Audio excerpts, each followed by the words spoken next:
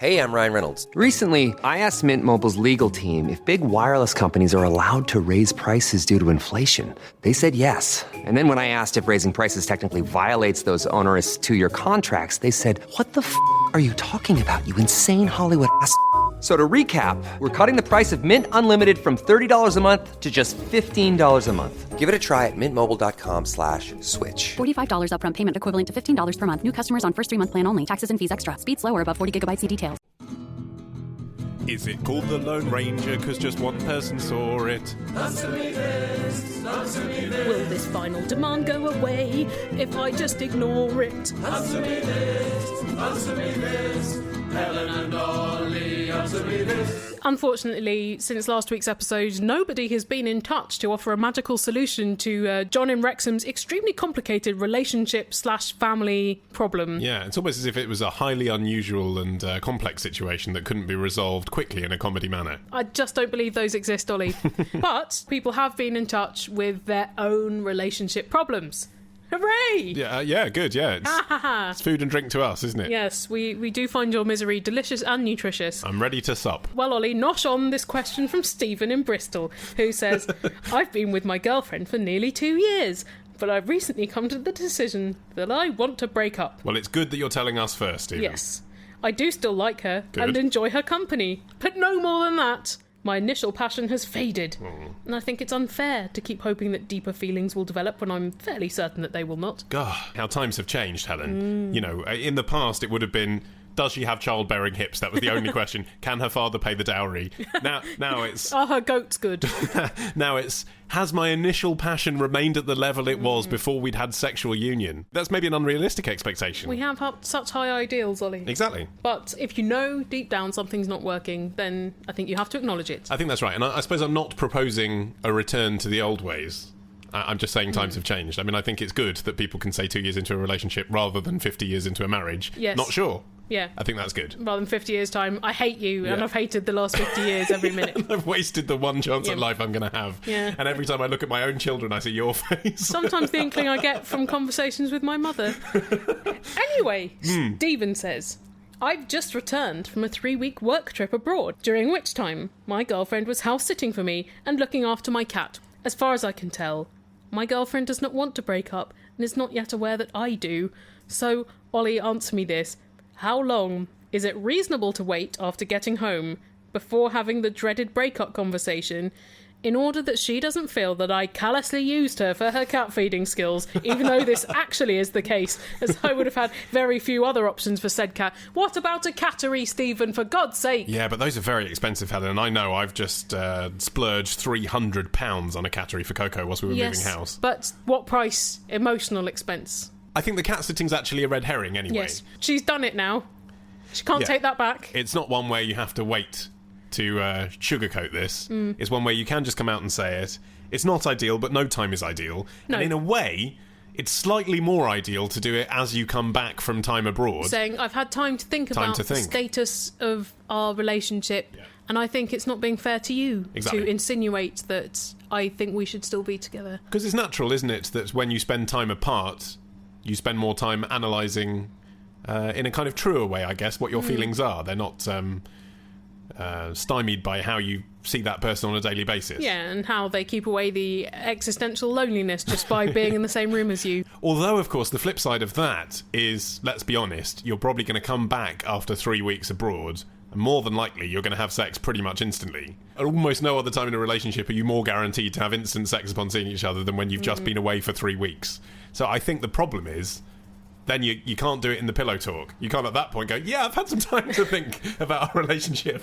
And, you know, the last half an hour is really nice and everything, but, you know, that's kind of awkward. Okay, so maybe what he needs to do is to go away for another 3 weeks, come back, withhold sex, and then break up with her. Yeah, exactly. Well, from cats to our other furry friends, dogs. Oh, I thought it was going to be mammoths. This make you happy, dogs. You like dogs. I do like them. Not all of them, but I like them more than cats, because dogs live for love and cats live to make you feel inferior. And I prefer to be the alpha in the relationship, which is why I prefer dogs. Yeah. It's a question about dogs from Helena, who says, Helen, answer me this. What type of person washes their dog using pina colada dog shampoo? the kind of person that prefers the smell of pina colada to fox shit. Which is most of us when you put it like that. Yeah, I hate pina colada, but fox shit is worse. I was going to say Del Boy, but there's a broader demographic, isn't there? People who don't like the smell of fox shit. Does Del Boy like pina colada? Yeah, it's his drink of choice, isn't it? If you like pina colada and not the smell of dogs in the rain. We were discussing that song the other day. Both of us said we didn't know the second line of that song. It's something to do with rain. And I said the reason we don't know the second line of that song is because we've watched loads of 80s movies where it's cut to someone who's just done a bank job or something and they're sitting by a cocktail bar and it'll go, if you like pina colada, but then the music fades as the scene starts and they're sipping their cocktail. You know that they're on holiday, but you don't know the rest of the song. Anyway, pina colada is, I think, a niche flavouring. Yeah, you've got to like both pineapple and coconut. And them together. That's true with the drink, but I'm not sure with the dog shampoo that's true, because you're just smelling sugar, really, aren't you? It's sugar. No, it's not going to smell that different to candy floss flavour, is it? I absolutely hate the smell of coconut-flavoured toiletries. Really? Yes. And yet it's my favourite. How different we are. No. I think it would depend what kind of dog you own as to whether you'd be likely to use pina colada shampoo. I think it's not appropriate for a pit bull. It is appropriate for a chihuahua. Well, I don't know. It might be a useful kind of counterbalance to the threatening demeanour of so many pit bulls. I'm not saying the pit bulls wouldn't like it. I'm saying generally, this is a stereotype, generally the kind of people that have pit bulls and Rottweilers aren't the kind of people who would like them to smell of pina colada. But they might be cheapskates, and it's possible that the pina colada shampoo is cheaper than the shampoo that smells of, I don't know, what would be a good dog shampoo smell? Yeah. Pine? You want something quite manly if it's like a big fighting dog, wouldn't it? I suppose if you're going to choose a fruit to massage a manly dog with, it would be apple. Men's perfumes are always like, it smells of tobacco and burning rubber and diesel. What about Tabasco? When I buy Body Shop products, Chili peppers. I go for olive or lemon. Those are the most masculine scents that they do. And also, you can mix them together to make a delicious salad dressing on your body. Well, here is a question from Simon in Kendal, who says, I was recently listening to the classic 90s hip-hop tune I Wish by Skee-Lo. Someone's got to. No, they don't.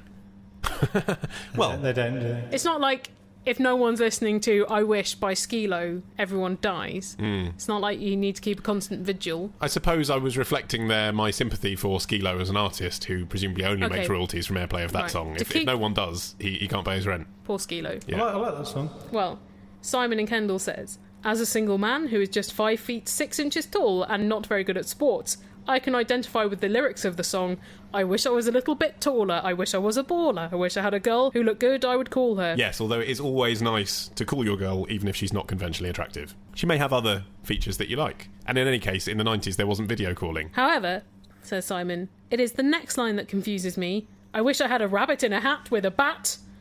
Ollie answered me this. What is Skee-Lo referring to here? Does he wish he was a magician as well as a tall basketball player? Or is it a metaphor for something else? And is it a bat as in the flying rodent thing? Or as in, a cricket bat? I think underpinning these lyrics in general, the thrust is, I like this girl, I'd like her to like me. But I'm so inadequate. Exactly. In every way. I don't even have a pet bat. But I think what he's saying is, I wish I was a baller, but equally, I'd wish to be anything to get this girl that I like. And one of the things that I think he is saying is not actually that he wants to be a magician. But he would like the magical ability to transform himself into this girl getting form. Exactly. Oh, Ollie, you've shed light on a 20-year mystery. And I think possibly there is an element of saying magicians get attention. Is it for the 90s. Right reason, though? David Copperfield, he was a sex bomb then. Yes, he was. Paul Daniels, getting all the girls. Yes, Paul. So I think he's acknowledging that magicians are sometimes eye-catching to women. This despite the fact that, ironically, they spend most of their teenage years just practicing cards to themselves in a mirror. And so he's saying, I wish I had that skill of being attractive, regardless of occupation. Yes, or I suppose the illusory abilities to make himself appear taller, even if he physically isn't. Yes.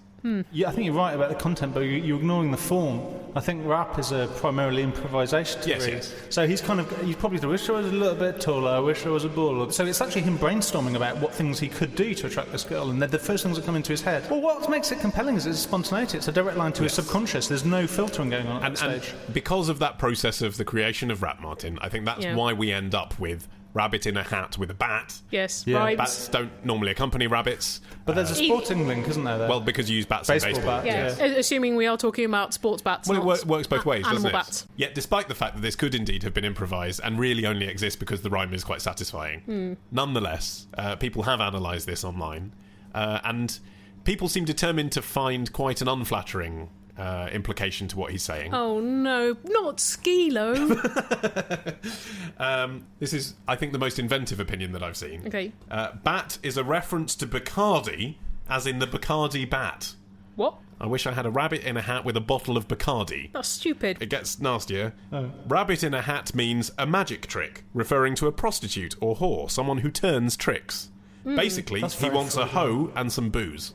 I don't know that that's really in the spirit of the song. And I don't think the audience would understand it.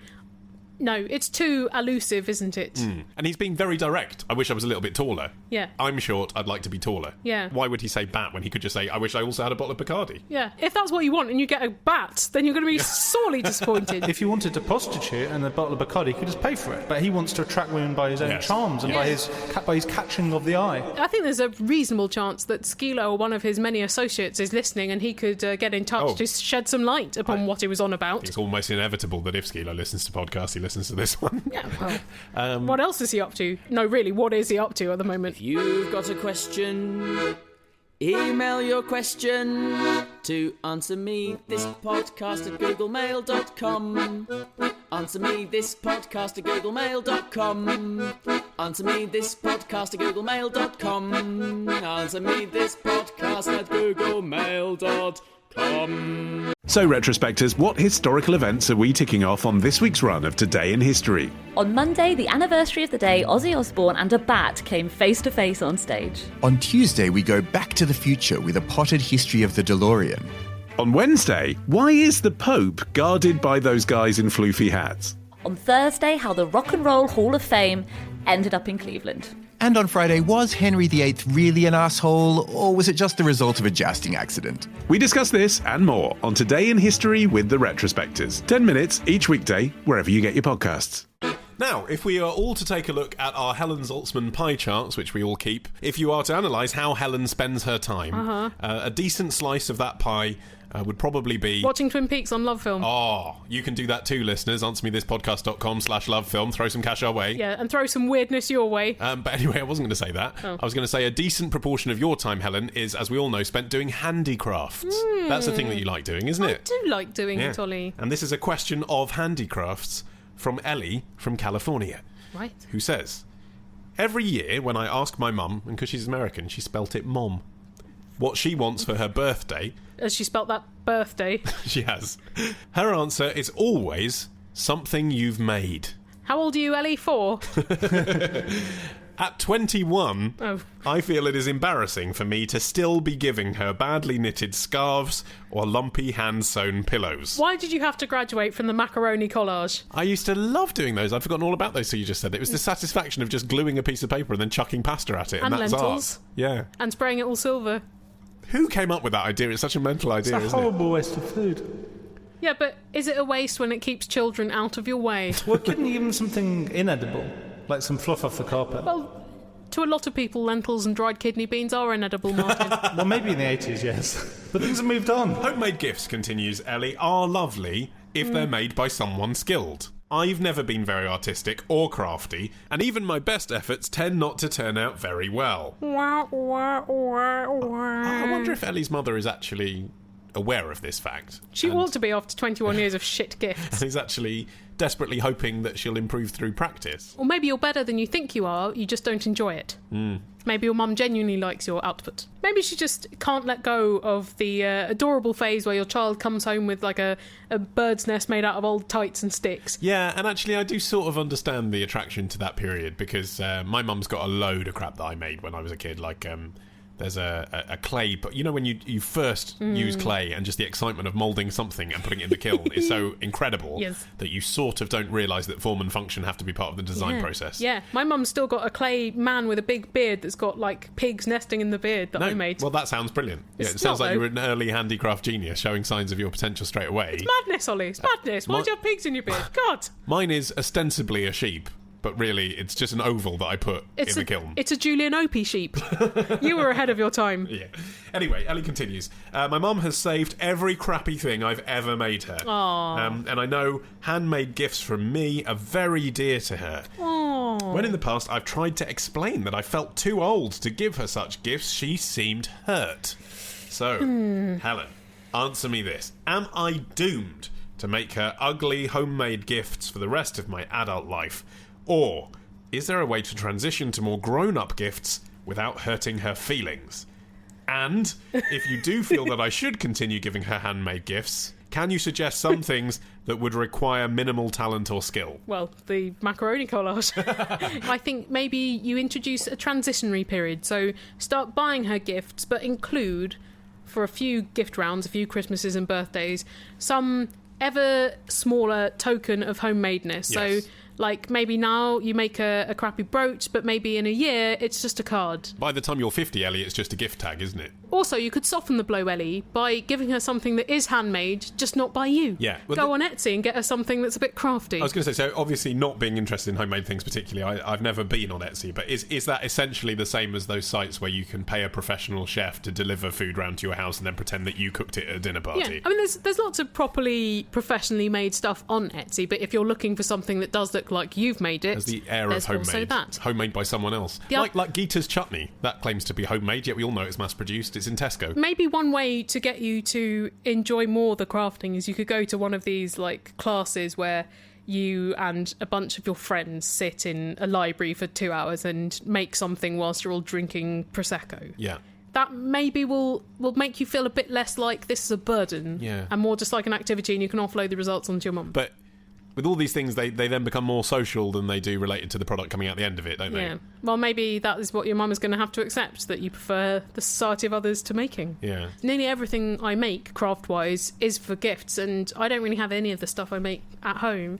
But the feeling I do have is that you're sort of imposing upon people when you give them a handmade gift. What if they don't like it, but they know that effort went into it, and so they're obliged to keep it? Yeah. I mean, actually, is there a possibility, Ellie? I know you say that your mum would be hurt if you stopped and that she genuinely seems to love these things. Is there a possibility she's just trying not to hurt your feelings and now feels she has to ask every year for a handmade thing? This is why I say do it gradually. Yeah, wean her off. Yeah, so start with the parallels, because then that gives you both an exit point. But I suppose the problem is if you're asking your mum what she wants and she's saying, oh, something handmade, she's not giving you any help. If Ellie's got to start buying her gifts, she doesn't know what to get her.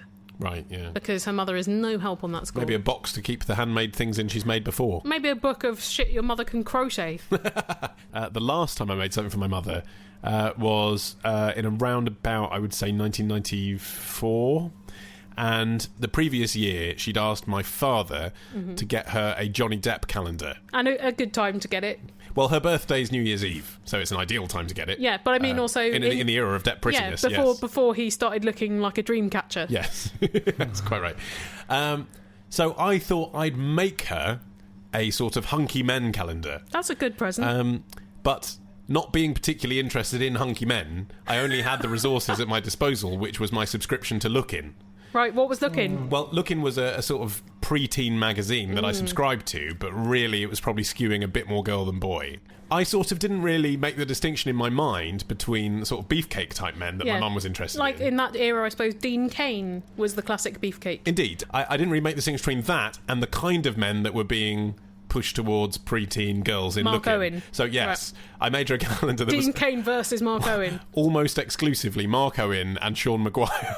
Whoa, there's a lot of curtain hair. Which I now realise, like giving a 43-year-old woman essentially a calendar of adolescent-looking hairless boys. Yeah. Jailbait. Probably was. She probably wasn't into it, but she was very gracious, you know. Well, I suppose at least with that, if you're a 40-something woman, you've got a pin-up of Sean Maguire on your wall.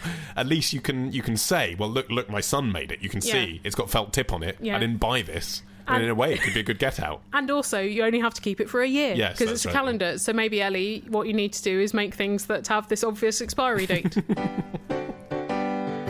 5-star hotel. It had an omelette station, a multitude of pools, but 30 quid for parking, WTF. 4-star hotel. There's Ethernet, not Wi-Fi like it's 1998, but there was a swim-up bar in the rooftop pool. 3-star hotel. A bit more down to earth. They did still have a pool, but it was full of kids. 2-star hotel. A lot more down to earth. They also had a pool, but it was full of dogs. 1-star hotel. There's a body in the pool. Answer Me This Holiday. All the fun of travelling with none of the stinky toilets or frightening food. Out now at answermethispodcast.com/albums. Yes, the Answer Me This Holiday album is out now. 1 hour of stuff you've never heard. And you can get Unless you've already bought it. Unless you've already bought it, in which case, thanks. But what we mean is we haven't culled it from previous episodes of Answer Me This. No. It's new. Anyway, you can get that from iTunes or Amazon for £2.49. And hello to Roy, who tweeted me to say he was listening to Answer Me This Holiday whilst he was on holiday. Yay! And specifically, he was listening to my bit about Cancun whilst he was in Cancun. No way! Which must have been a weird transcendental experience. And was he having the same experience that you had in Cancun as described on the album, so I won't repeat it here? Inevitably, because that is Really? what you do in Cancun. So he was effectively being violated. Here's a summary question from Sarah from Twickenham, who says, my boyfriend and I are going to see an open-air production of Much Ado About Nothing. Oh, no. What? That's one of the better ones. No, it's got all the bickering. Oh, Beatrice, you're not initially attractive, but let's stick with it anyway. Over 3 hours, we might grow to love each other a bit. Classic rom-com. Ugh. I think in the title there, Much Ado About Nothing, Shakespeare is telling you... Spoiler alert. Don't bother. Yeah, I've slightly tossed this one out. It's a bit lightweight. Okay. You know, it's no Hamlet. It's not as bad as the Comedy of Errors or Cymbeline, but it's just, you know... It's... Outdoor Cymbeline, you just drown yourself, wouldn't you? Be like, mosquitoes, take me! There's some good lines. I just think, out of all the outdoor ones, it's the one I'd least like to see outdoors. Okay, alright. You know. Well, assuming you continue to bother with this excursion, Sarah, I'll continue with your question. She says, picnics are welcome at the event, disrespect to the art. And we fully intend to bring one with us, along with a nice bottle of white wine. Ollie, answer me this. What makes a perfect picnic? I definitely think a Scotch egg and some strawberries should be involved. I actually dislike strawberries. Do you? Yeah, I'm not indifferent to them. I actively dislike them. Well, a bad strawberry is a really bad piece of fruit. I just... in summer fruits, it's way down there. It's no cherries. It's no cherry, it's no raspberry, it's no apricot. mango, it's no nectarine, it's no peach, it's no plum, it's no blueberry. That's how far down it is. They're a bit watery, they're always a bit less flavoursome Well, than the that's because they don't grow them properly anymore, and they ship them over from Spain. They're not even ripe. They're exposed to sulphur to make them red. Anyway. Some disagreement about strawberries. I think also with strawberries you've got a problem with portability because they're very easy to damage. Yeah. They bruise. And no one wants a squished strawberry, do they? Anyway, I think what we're doing is we're tearing apart her strawberry notion. These are the things she's committed to taking. Okay, well, she's asking us for things that we'd also add to that list. Take a more portable fruit, and if you take a cherry, well, not a cherry, lots of cherries, then you can throw the stones at the actors when you're bored. That's the definition of selfishness, going to a picnic and say, oh, I bought a cherry. You can have a bit if you like. Shall I carve you off a piece?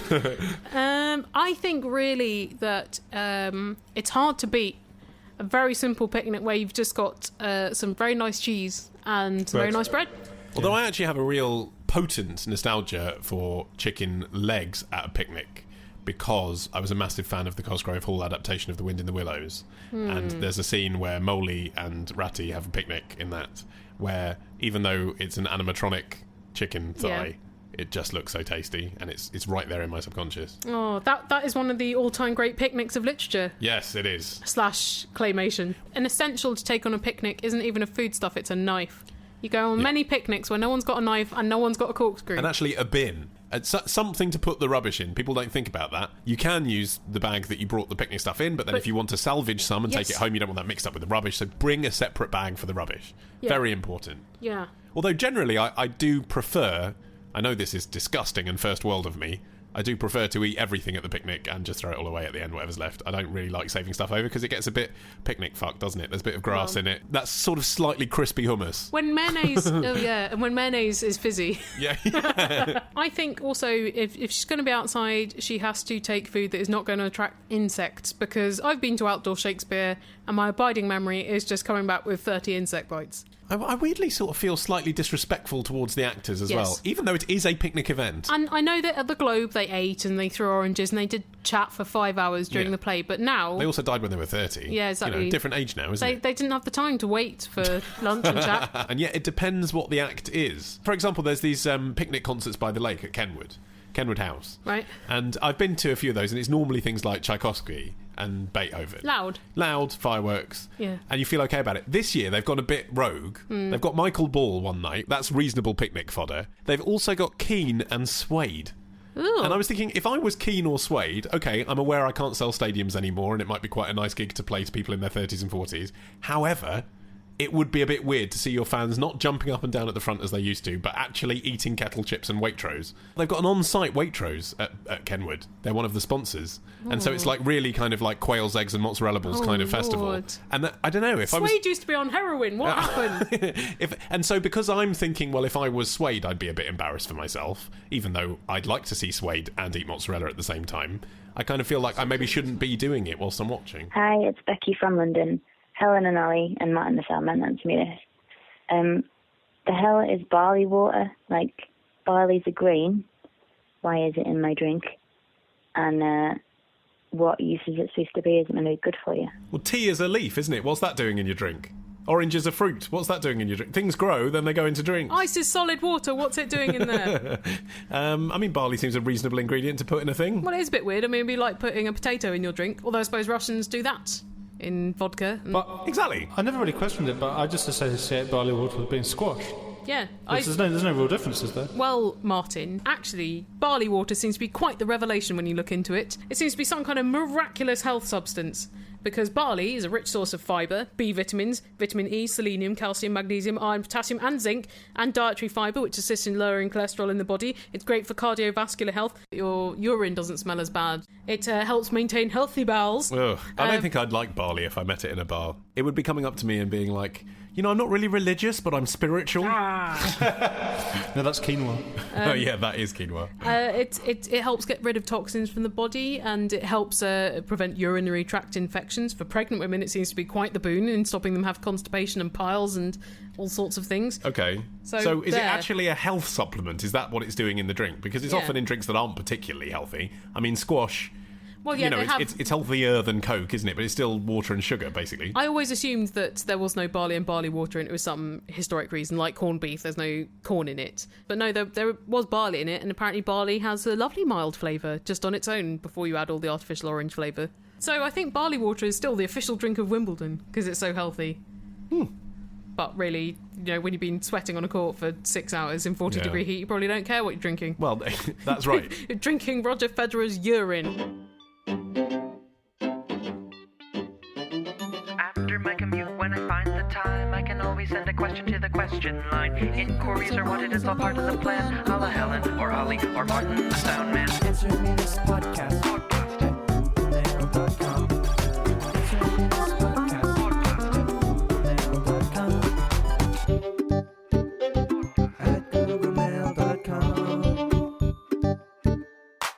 Here's a question from Rick, who says, Ollie, answer me this. Whatever happened to Schnorbitz the dog?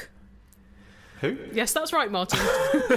Who? We're all too young. I was born in 1980, so Yeah. Schnorbitz the dog... It sounds like the kind of entertainment that would have been in British television in the 70s. Yes, correct. And actually...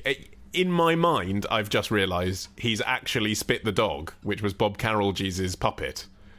Who also was before our time, so it's fair enough. I've never seen Bob Carolgees, but I have in my mind Cilla Black going, yes. Thanks to Bob Carolgees. That's right, yeah, because that's right. He was the second fiddle on Surprise, Surprise. Yeah, but I've only seen her saying that because sometimes you play me the YouTube video of the end credits of Cilla singing because Surprise, it's Surprise. amazing, because what show ends with someone like that singing the theme tune live every week? Spit the Dog was like kind of Gordon the Gopher 10 years before Gordon the Gopher, so that's what that was. Kids from the 70s know who Somewhere he was. between, it's this sort of straight line between Gordon the Gopher and Basil Brush, isn't it? Exactly, just so. But anyway, Schnorbitz, he was a St. Bernard dog that variety performer Bernie Winters used to take on stage with him to entertain children. A name that I know, but I don't know anything about Bernie Winters. All I know is that he was from a Jewish family, 1960s, variety star. His agent was Joan and Jackie Collins' dad. Wow! Was a big variety star with his brother. Then, when Variety died... He replaced his brother with a dog. Basically, yes. Well, Rick says... I read in a popular men's magazine many years ago that Schnorbitz the dog exploded on stage like some sort of shit bomb in front of an audience of school children. Yeah, I found online the reference to this. You're not the only one who remembers this, Rick. Apparently there was a letter in FHM, so dubious source, I think. If it had been GQ or Esquire, I'd hold it a bit more esteem. Aren't those letters usually about having sex with 3 women unexpectedly in the back of a Volvo? And then your dick breaking. There's a sort of retro nostalgia bit in it, or there used to be. Someone wrote in apparently to say that Schnorbitz was on stage in a primary school and then just suddenly started emptying his arse uncontrollably and died. Like Tommy Cooper, but in a kid's school. Death does involve muscle relaxation, so if he was dying, then his bowels would empty. Yeah, that's right, yeah. But I had read that he died of rectal prolapse. Is that a myth? Well, look, dig him up and find out, Ollie. The official line from Schnorbitz, the current owner of a Schnorbitz dynasty dog, which is Blackpool magician Richard de Vere, is that Schnorbitz died of unknown causes. Also, St Bernards only live about 8 to 10 years. That's their average lifespan. So I think probably his heart gave out, maybe. There's a rumour, again, another ridiculous, nefarious online rumour, and I don't really know who Schnorbitz is. Apparently in the playgrounds doing the rounds in the 70s, the rumour was that the Schnorbitz that was on telly was itself Schnorbitz 2. And that Schnorbitz won. Now, see, I go with the rumour that far. Yeah. The playground rumour, which is patently absurd to any adult, is that apparently Schnorbitz 1 had been tied to a railway track. Why? Exactly. Why would you do that? Yeah. Why would you've got a showbiz dog? Why would you? That's insane. Yeah. It just sounds like one of those stories that kids tell, doesn't it? And by extension, FHM. It's just, well, just that kind of attitude, story. Martin, is how Jimmy Savile got away with it for so long. Yeah, just making up stories about people they've seen on telly. Maybe I need to suspend my scepticism.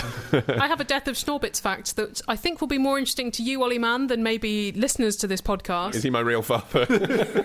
Bernie Winters announced the death of Schnorbitz in tears and great upset on the young Chris Evans's nighttime radio show. Oh, well, that is good. So that would suggest to me that he had not tied him to a railing and that he had not died of prolapse, because I feel like Chris Evans would have dropped in that detail. It does rather seem like both of the rumours we've discussed are indeed just rumours. Yeah, dogs die. But I'm happy to, bearing in mind we have no feelings about Schnorbitz or any prior knowledge, I'm happy to invite listeners who do know, who perhaps were part of that school congregation. You never know.